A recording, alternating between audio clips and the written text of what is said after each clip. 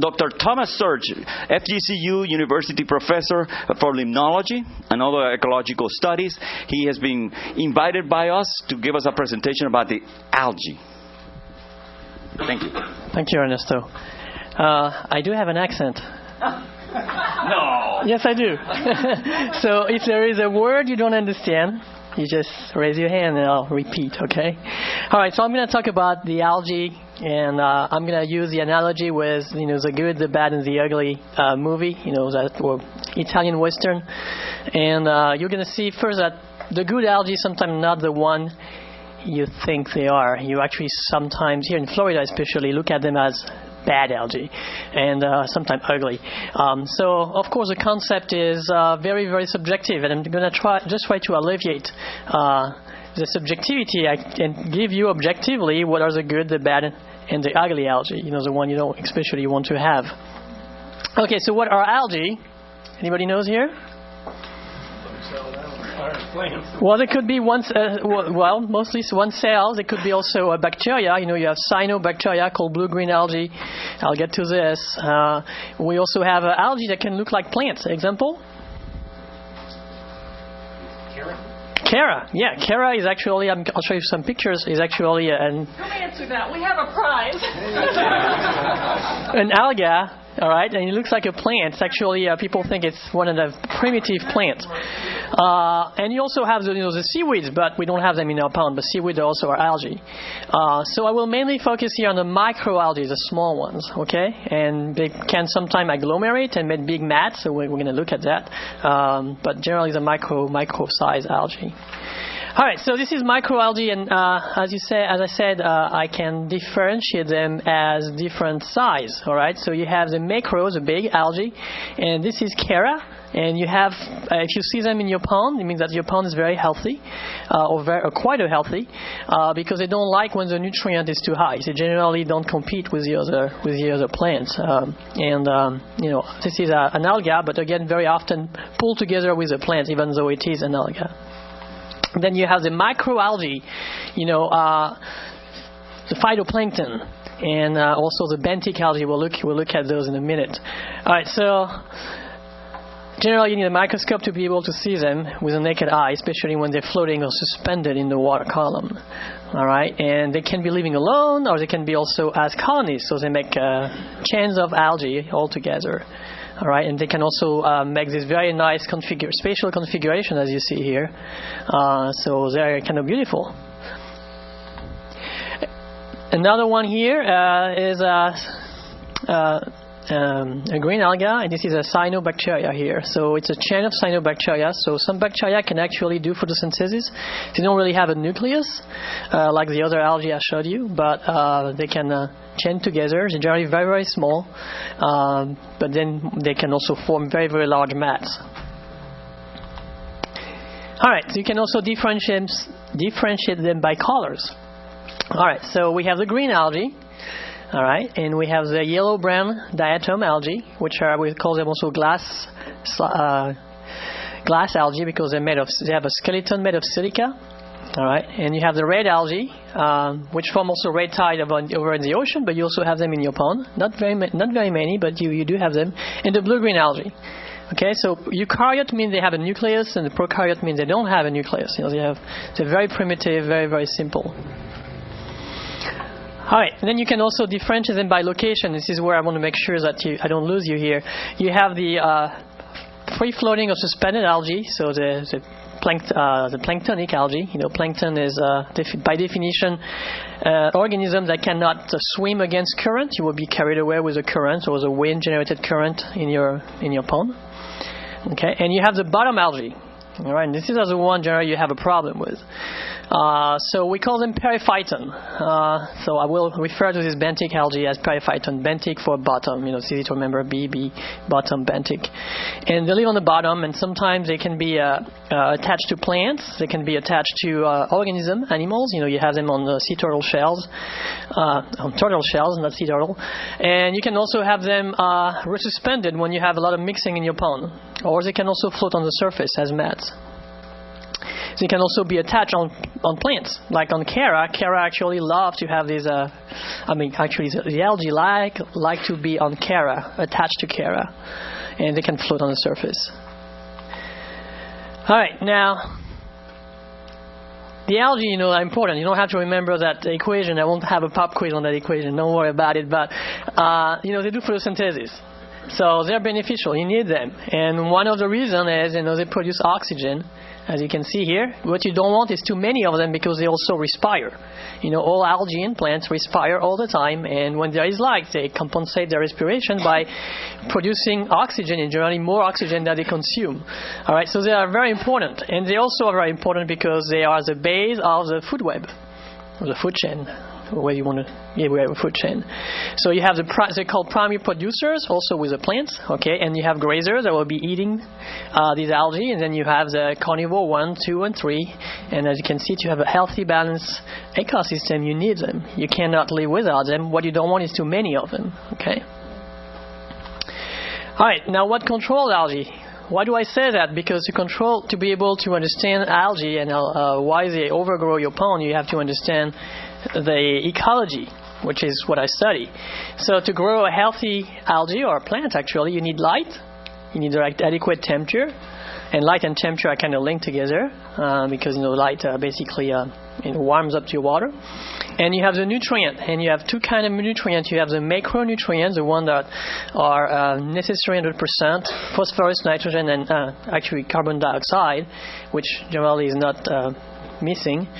And then the micronutrient, for example, potassium, iron, copper, etc. And you don't want them in too high amount because it can be also negative. They can negate the effect of the positive effect of nutrients. And then you also have another thing is a competition. Algae and plants compete all the time. You might not say it because they don't fight like bull together, but they actually compete. They compete for the nutrient, they compete for the light. Why do I say that? Is because if you actually have a healthy ecosystem, you want these algae and the plants to compete, because when everybody competes, everybody loses energy, right? You're losing energy when you're competing. When you have two boxers on the ring, they're wasting energy. There might be a winner in the end, but you have lost energy to actually be the winner.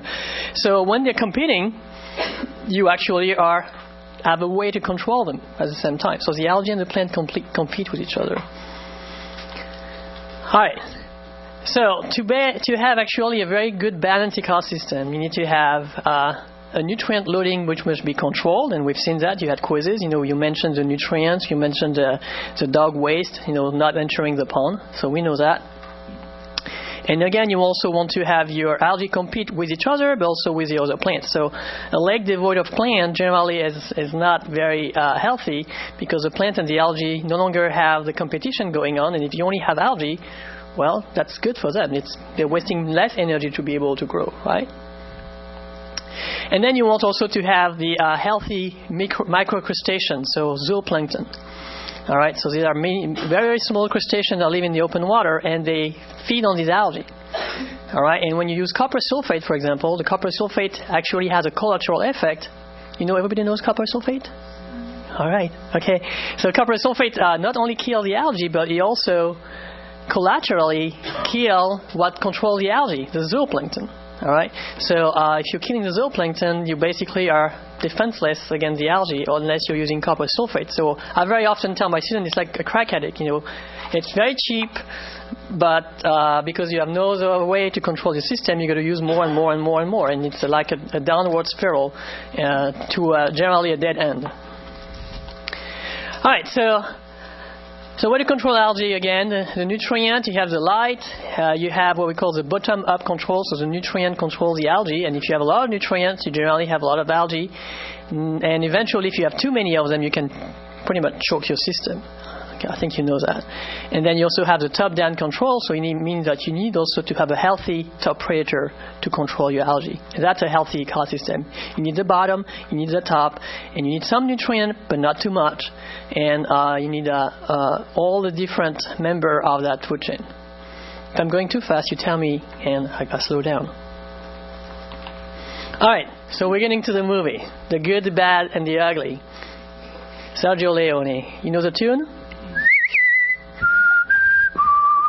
Right? All right, so we're going to talk about the good guys. So when you see that icon, Clint Eastwood, that's going to be the good algae. All right, this is the bad and the ugly. And you want to have the good ones. All right, and the good one in Florida, you'll see, are not really the one you think are the good ones. So my main point here, the hard to sell part. It's like a little argument we have together. Is the good algae. All right, the hard sell. All right, so generally, the best algae, the best good algae are the one you cannot see, right? From your perception. So when you have very clear water, nothing on the bottom, it all looks like a glacier lake appearance, you're happy, right? Because that's what a lot of people want here.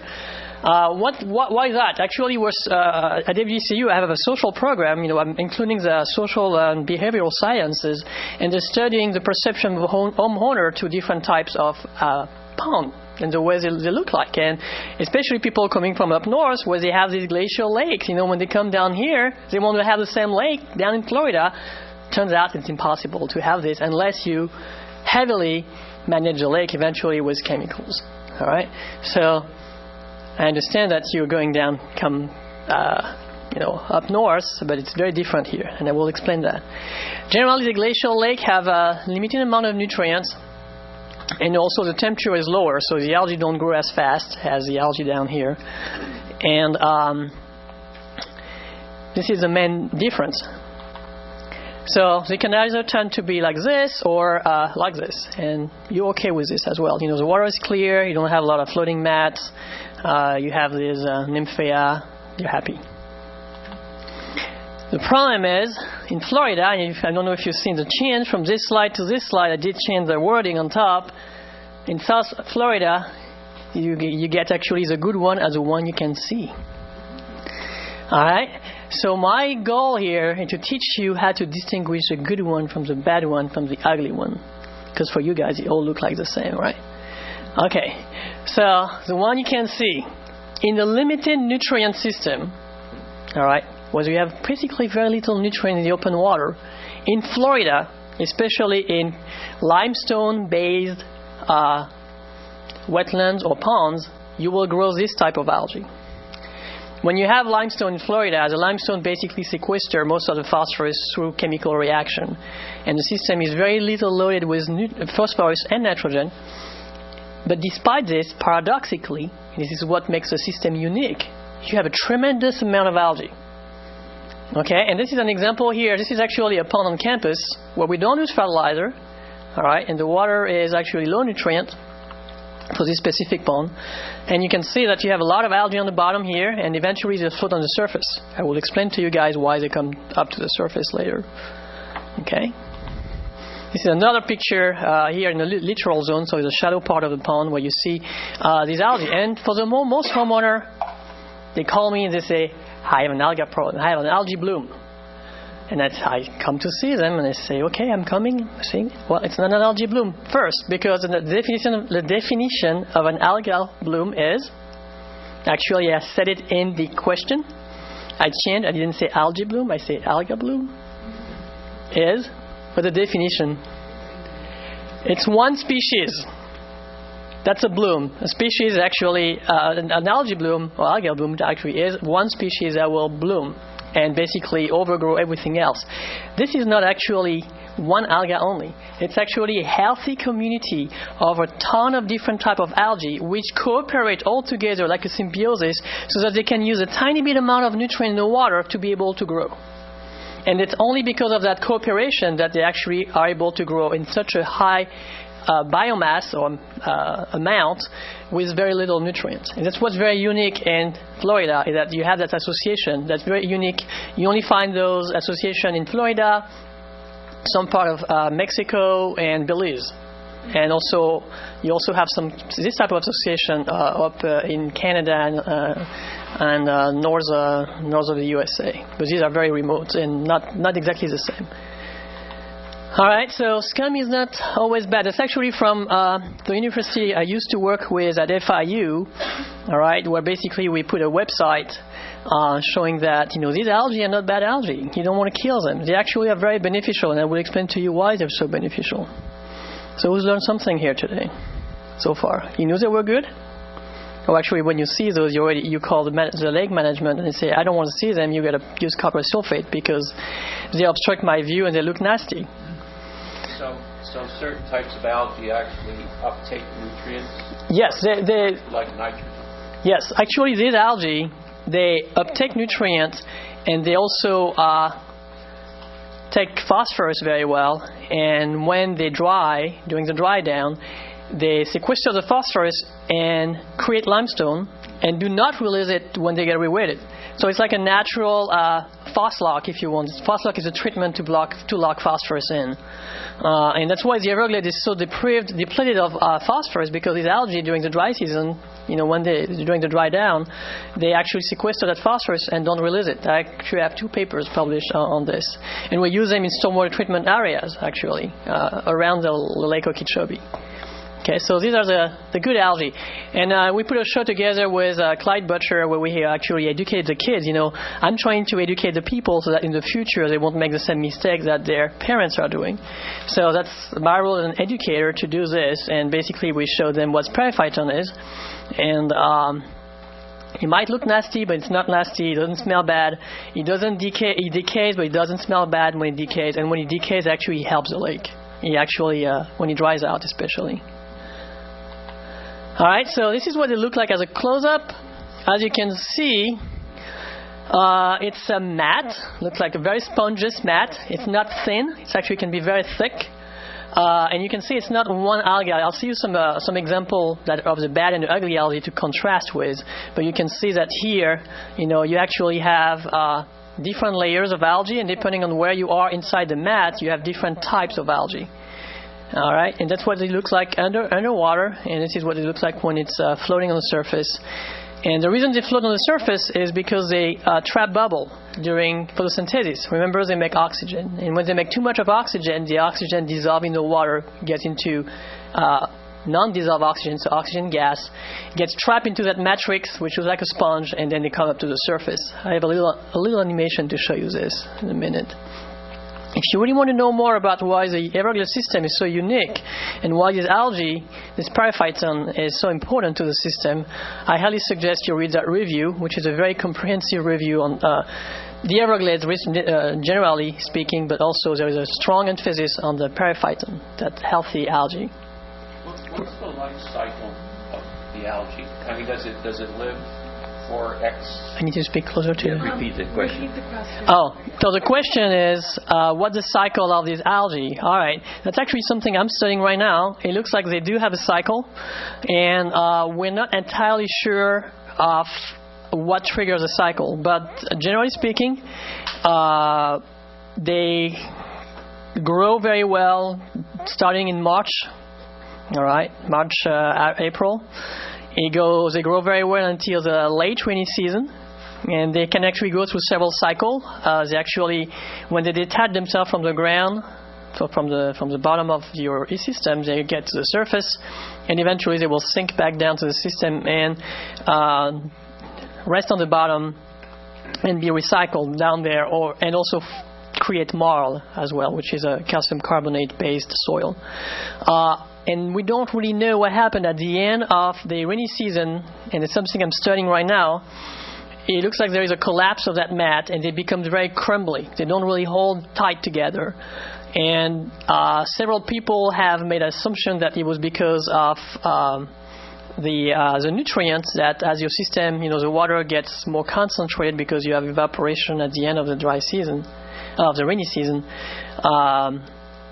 then the algae will collapse, and prove that it's not true, because they try to load with nitrogen. That was not entirely true. And what I'm trying to see now is actually, it looks like the temperature is what makes them collapse. Like the first cold front especially, looks like they affect them tremendously. So that's something we're looking at in my lab. And so during the winter, they're most of the time dormant. They're still there, but they're dormant. All right, so again, in the Everglades, or actually in your ponds here, which are mostly calcium carbonate-based pond, you need light, CO2, warm temperature, but paradoxically, again, very little nutrients, especially phosphorus. Okay, and This is something that is very unique, and you would never have the same response ever in the entire world beside, Florida and some of these wetlands that you have in Mexico and Belize. So this is something so how is it even possible? I think I gave you already some clues here, but when you look at it under the electron microscope, you can see it's a mixture of several different algae. So that's basically a electron microscopy. So you can see that you have here diatom, you have cyanobacteria, you have green algae, and you have especially one alga though that is the foundation of that mat. All right, and it's called Cyanonema hoffmanni. This cyanobacteria here, it can fix nitrogen, so it has actually a device that allows them to take the nitrogen from the air. So even if the system is depleted with nitrogen, it will be able to take it from the air. And that alga is very, very, very interesting because it makes that rebar kind of network like this, and it helps the mat to be very, very thick. So, if you don't have foundation, if you don't have rebar in a construction, everything collapses. Well, with these rebars, the entire system can stay erected, and they also have a sheath around them, and that sheath is made of calcium carbonate. And that's why it's so good at sequestering phosphorus, because that calcium carbonate will attract phosphorus. The phosphorus love calcium carbonate when it forms. But not only this calcium carbonate sheath around the Cyanonema hoffmanni, around the cyanobacteria, they also convey light like fiber optics. And they convey the light from the surface of the mat down to very deep and allow actually the algae from the very on the bottom of the mat to receive light, which normally they would not because of shading. But here they have these little vertical fiber optics that convey light to the bottom and allow these algae to grow throughout the entire mat. Normally, a mat thick like that should not happen because there is no light on the bottom. But because you have this cyanobacteria sheath, they actually bring the light down to the bottom. All right, so very unique system. And I thought it was important to mention it because our lakes here, even if when they're healthy, it looks like they still turn like a nightmare for the homeowner because they don't like to see that proliferation of algae. And then we'll see we have ways to control this naturally. That's why I mentioned this. All right, so it's too long. I'm going to pass this. So again, this is the good periphyton, and this is why they float. Again, this little oxygen bubble. And this is what they do on the bottom, as you can see. Start floating here.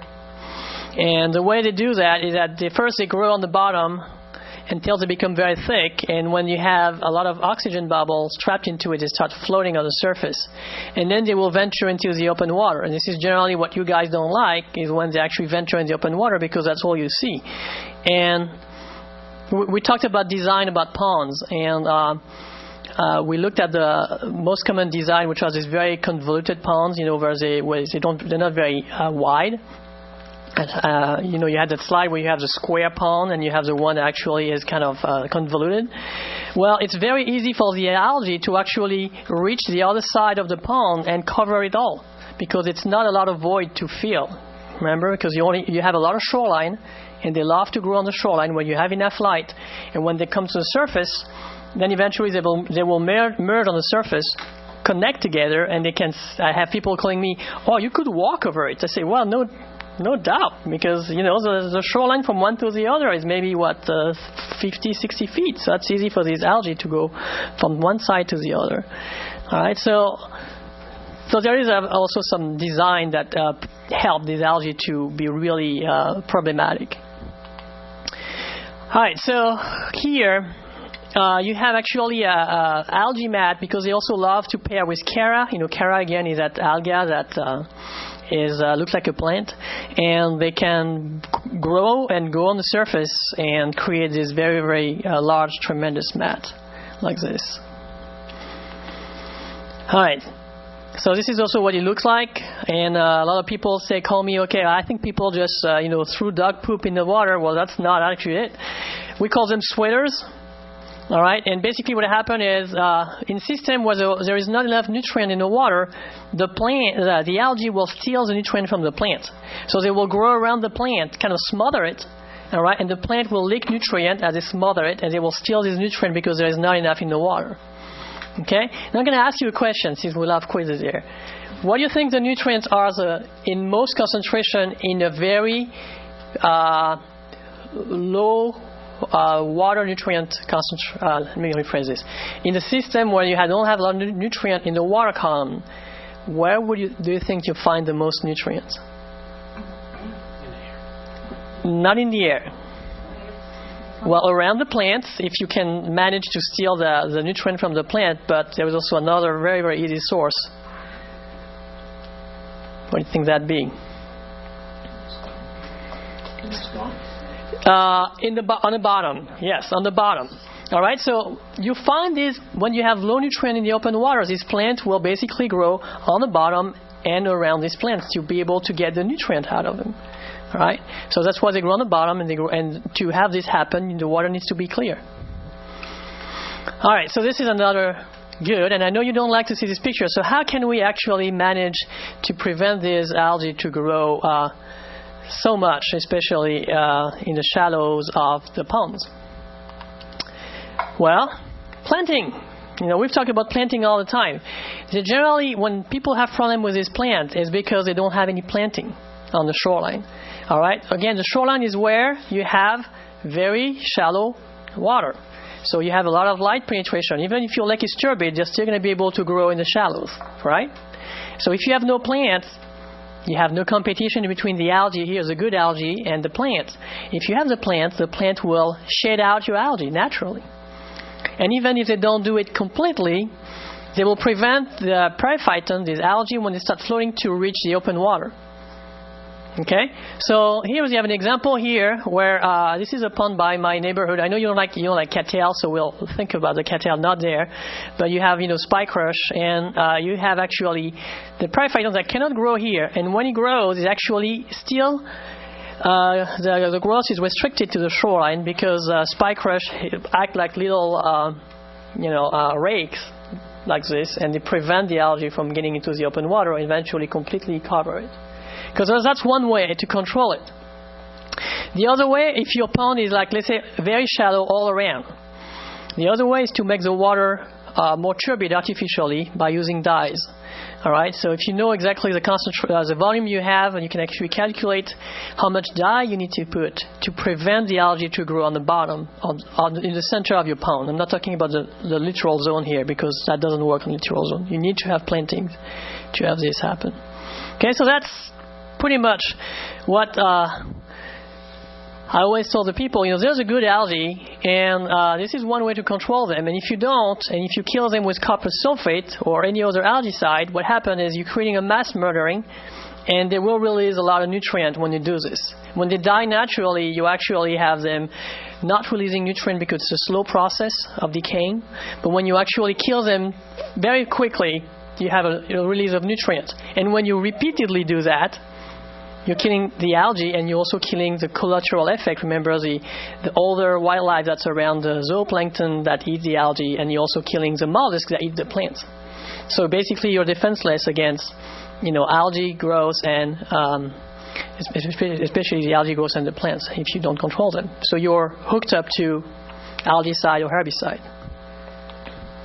All right, so this is another example here where it's heavily planted here. And how much time do you have? 10 minutes, yes, that's perfect. And you can see that they're all around here. So another way to have a lot of algae in Florida, okay, so and I don't want you guys to miss the turn here. I told you that you have a low concentration in terms of nutrient in your water. And you have in Florida, paradoxically, compared to the rest of the world, all of these algae, which are good algae, and you want to keep those, or you want to mask the growth of them. Okay? And the planting is one way, and the dyeing the water is another way. Now, you also have another problem is when you're loading a system with nutrient, and then it's actually a universal rule. When you're loading the system with nutrient, you're getting to the nasty algae bloom. And I say algae bloom here because there will be one species blooming. Okay, so it's a total different matter than what we've seen. I hope you'll see the turn here. All right, so this is what I talk about the spraying to control your algae. So whether you're spraying and you kill your algae and they release nutrient and you're enriching your lake with nutrient like this, or you actually have a direct input of nutrient, or both, you have input of nutrient and you're doing the spraying, you're loading your system with nutrients. All right, and what happened, I'm going to pass this a little bit more, we're getting to the bad algae. And I'm going to go to the different type of algae now, and you'll see the contrast between the good and the bad and the ugly. Alright, so this is an example of a monospecific, one species of alga that bloom. It creates also mats, but you can see it's one alga. It's a green alga here, Pitophora, or horsehair algae. Alright, and you've seen this probably in most lakes actually of Naples. They have those. They're not the healthy periphyton, and when they decay, they do smell really bad, and they don't sequester phosphorus when they decay, like the good algae. Difference between the two, you see the good one here, several types of algae. Here it's only one type. So if you just go next to the water, pick it up, you'll see the difference. This one is very spongeous, like a sponge. This one is not spongeous at all. You know, it's mostly one alga blooming here. And it can suffocate your system when they decay.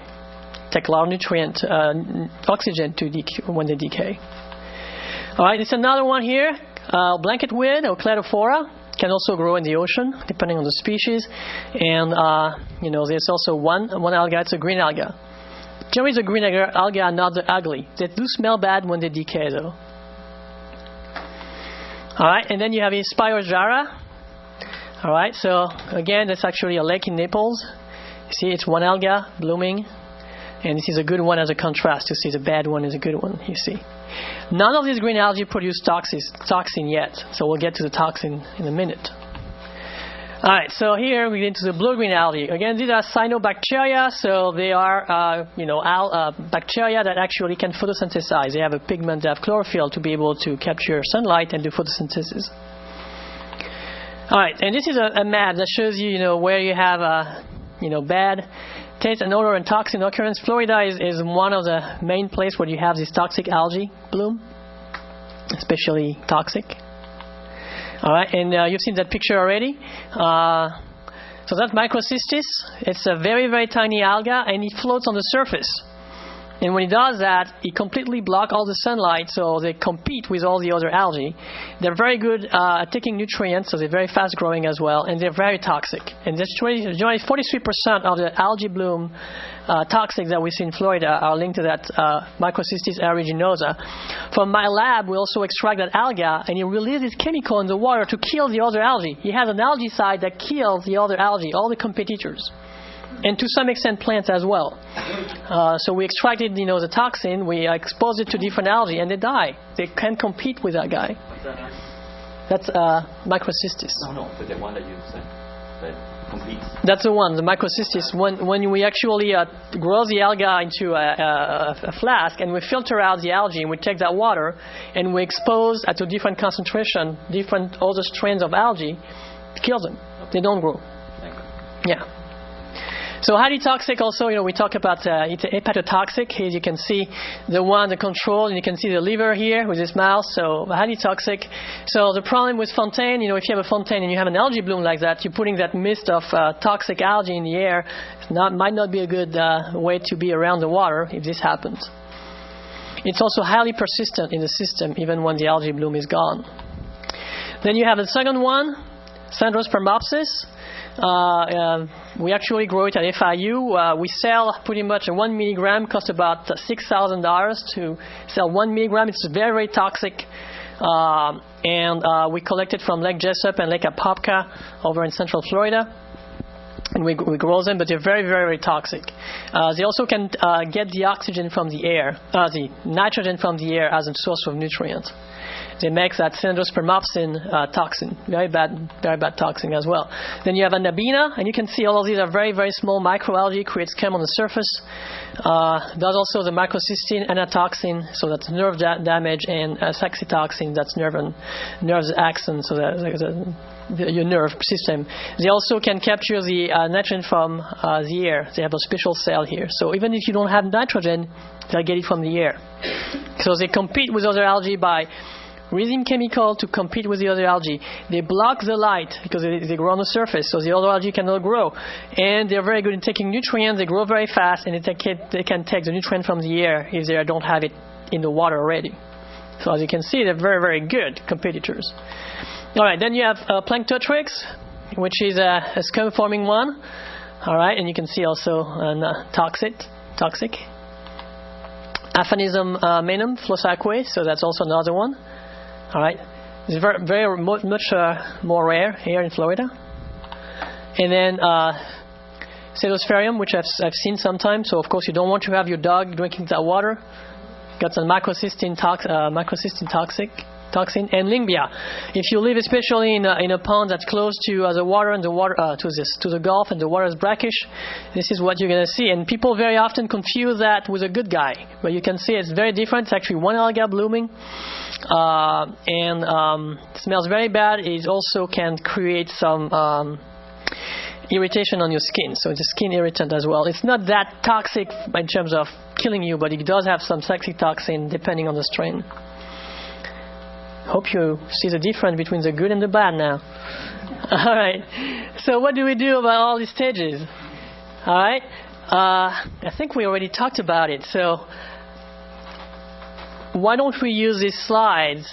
Or if you have questions, how do we control this? How do you want me to do it? I can go over and make a list, or we can make it very lively, and you can ask me questions how we control this.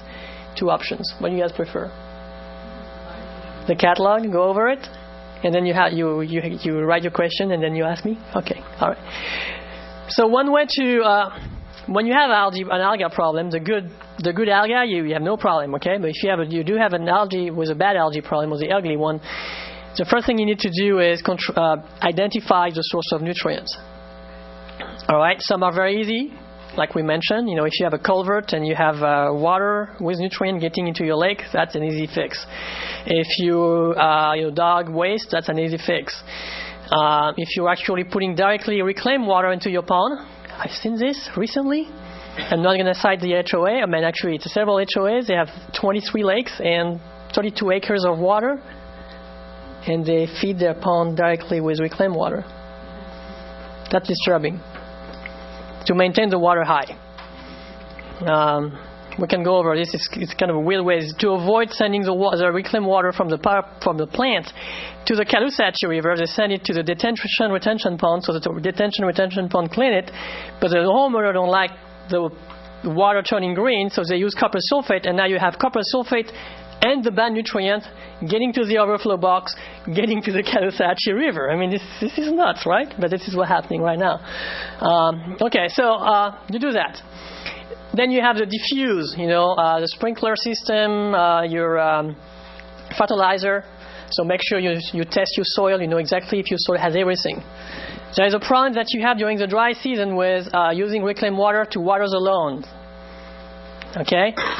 During the dry season, the grass needs more water.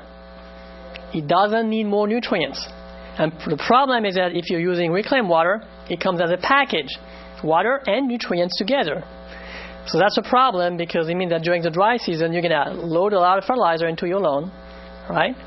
Because you need the water, but not necessarily the nutrient. 1 minute, okay? And then when comes the rain, during the rainy season, everything goes to the lake.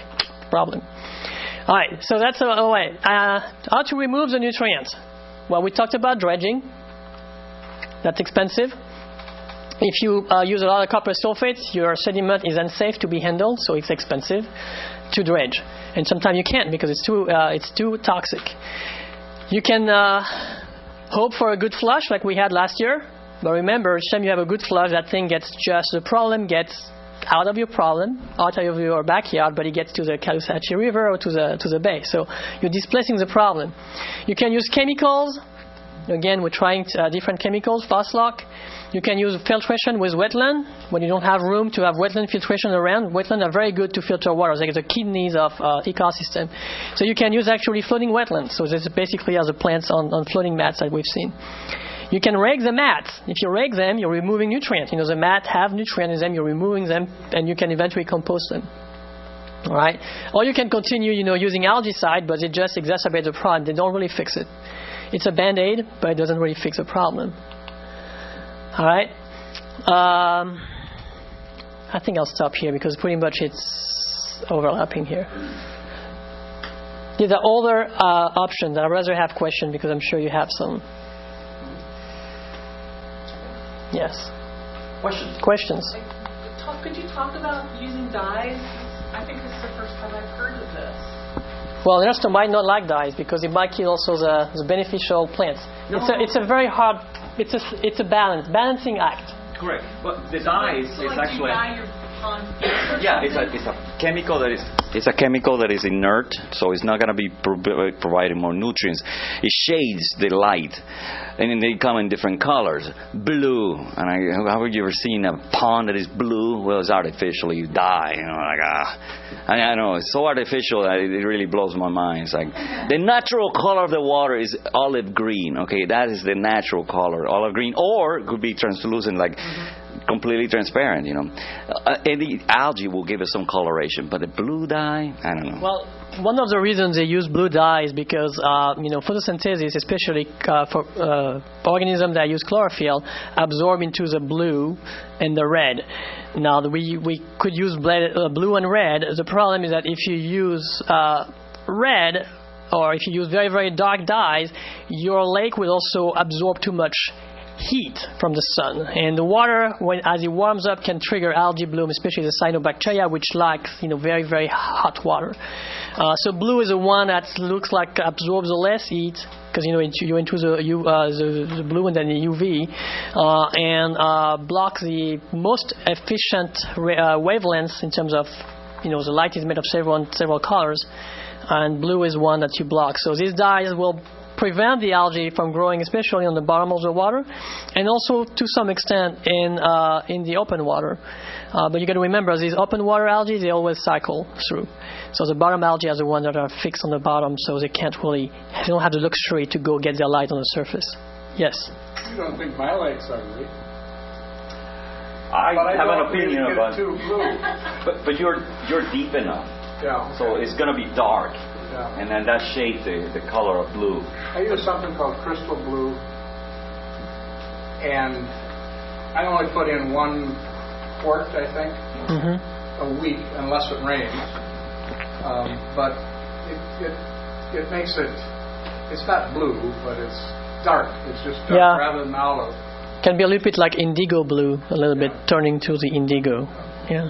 Kind of black blue. Some homeowners like it, actually. In fact, I like that kind of indigo color, because it's like it's not the blue is like a swimming pool kind of look. But it's non-toxic. It's actually organic dyes, the one you use in your food coloring. It's food coloring dyes. That's what it is. It doesn't.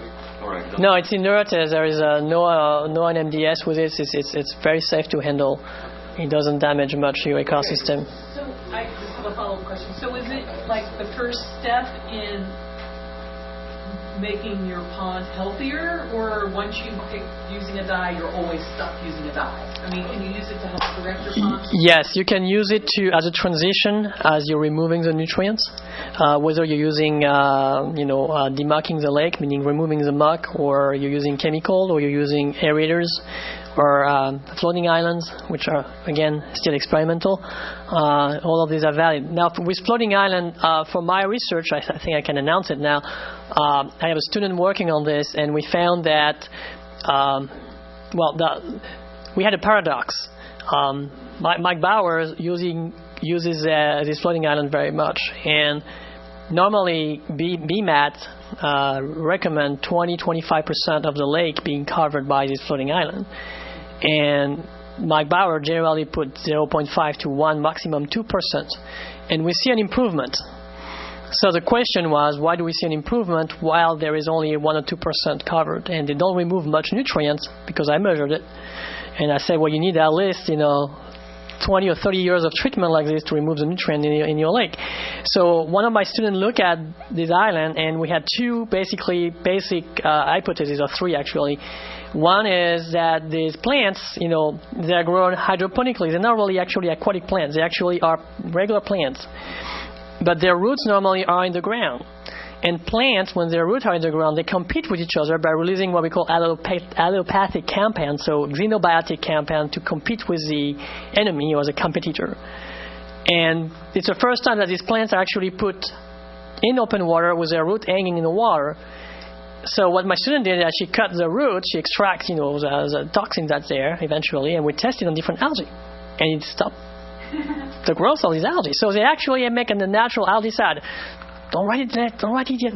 It's still concealed. We were going to write the paper, but basically it looks like they're releasing xenobiotic in the water that actually kills the algae. And the second thing is that we wanted to see if they were harboring zooplankton. And we were very, because the zooplankton like to hide out in the vegetation and the root system. You have actually this plant above the water, but it's like an iceberg. You actually have 3 or 4 times as much root down there. And we didn't find any zooplankton. Why? We were so disappointed. We just got the result yesterday. No. Probably copper sulfate. 0 zooplankton in the open, because we had the control. We had the zooplankton in open water, zooplankton underneath the mat, 0 in both. That's alarming. Very alarming. And we're going to try to do that in all the ponds that Mike Bauer is using and test this. And I think we got a paper as well here, because that's very alarming. It means that you have no defense for phytoplanktonic algae. Interesting. Okay, thank you so much. Please have a pause. Appreciate that. All right, Susie, yes. Susie. Okay, we're going to go into the next planting. Oh, you have to. While Liz is putting together the technical part here, let me warn you about one thing about the dye that I didn't say. Be careful. Be careful. If you put that dye right away, you might create an oxic condition and a non-photosynthetic condition, and then the algae will die and it will crash. Oxygen will go down by putting the dye and making it darker. Okay. Let's do a quick pop quiz. Pop quiz. What percentage less fertilizer do you have to use if you're using reclaimed water for irrigation? Wow. How much less fertilizer do you need if you're using reclaimed water for irrigation? 0. Good job. I got a lot of winners. I'm going to need more prizes. 0. There's 0. So if you use reclaimed water, you don't need to use fertilizer. Reclaimed water, no fertilizer. So you're using reclaimed water during the no fertilizer ban time. Which one? What happened? That's interesting. Your lawn wins by using the reclaimed water instead of fertilizer. Liz is going to have to tell me next slide. During the rainy season, you shouldn't be watering anyway. You shouldn't be using your reclaimed water because you're getting enough rainfall alone. Thank you. Yeah. Right.